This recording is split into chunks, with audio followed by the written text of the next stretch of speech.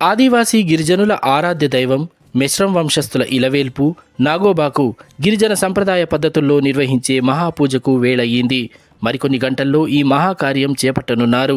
ప్రతి సంవత్సరం పుష్య అమావాస్య సందర్భంగా గిరిజనుల ఇలవేల్పు నాగోబాకు మహాపూజ చేయడం ఆనవాయితీగా వస్తోంది.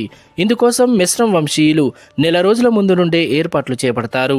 కాలినడకన సుమారు 250 కిలోమీటర్ల దూరం వరకు నడిచి వెళ్లి తీసుకువచ్చిన పవిత్ర గోదావరి జలాలతో నాగోబాకు అభిషేకం మహాపూజ చేయడంతో ఇక్కడ జాతర మహోత్సవం ప్రారంభమవుతుంది. ఇది ఆసియాలోనే 2వ అతిపెద్ద గిరిజన జాతరగా గుర్తింపు పొందింది.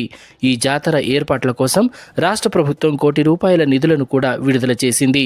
ఈ జాతరకు రాష్ట్రంతో పాటు పొరుగు రాష్ట్రాల నుండి కూడా మిశ్రం వంశ గిరిజనులు తరలివచ్చి నాగోబాను దర్శించుకొని మొక్కులు తీర్చుకొని వెళతారు.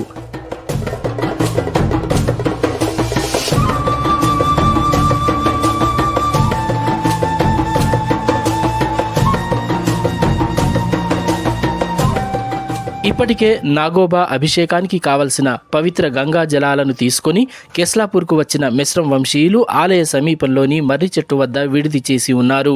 మంగళవారం రాత్రి అక్కడి నుండి గిరిజన సంప్రదాయ దుస్తుల్లో వాయిద్యాలతో ఆలయానికి చేరుకుంటారు. అనంతరం మిశ్రం వంశీయులు కటోడాలు ఆలయాన్ని శుద్ధి చేస్తారు.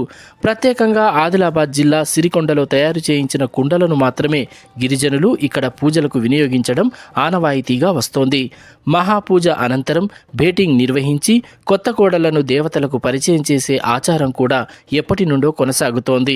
మిశ్రం వంశ గిరిజనుల సంప్రదాయ పూజల అనంతరం జిల్లా కలెక్టర్ రాజర్షిషా, ఐటీడీఏ ప్రాజెక్ట్ అధికారి ఖుష్బు గుప్తా, ఎస్పీ గౌష్ ఆలంలు నాగోబాను దర్శించుకొని ప్రత్యేక పూజలు చేసిన అనంతరం ఈ జాతర మహోత్సవం అధికారికంగా ప్రారంభమవుతుంది. ఈ జాతర 10 రోజుల పాటు కొనసాగుతుంది.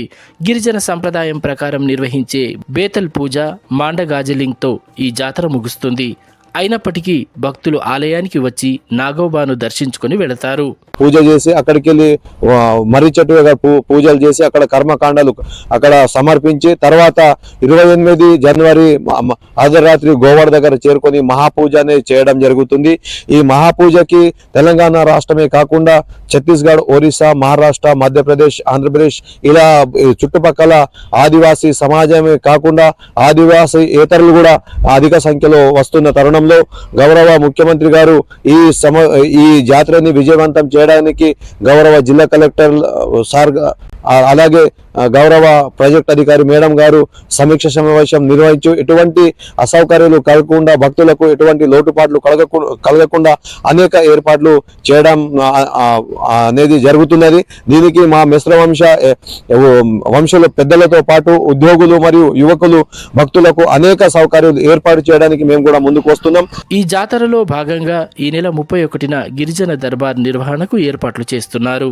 ఈ దర్బార్కు రాష్ట్ర మంత్రులు, జిల్లాలోని ప్రజాప్రతినిధులు, అధికారులు హాజరు కానున్నారు.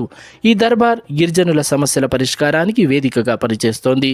దశాబ్దాలుగా ఈ దర్బార్ను నిర్వహిస్తూ వస్తున్నారు. ఉట్నూరులోని సమగ్ర గిరిజనాభివృద్ధి సంస్థ ఆధ్వర్యంలో ఈ జాతర మహోత్సవానికి అవసరమైన ఏర్పాట్లు చేస్తున్నారు. అటు పోలీసు శాఖ కూడా జాతర సందర్భంగా భారీ బందోబస్తును ఏర్పాటు చేస్తోంది.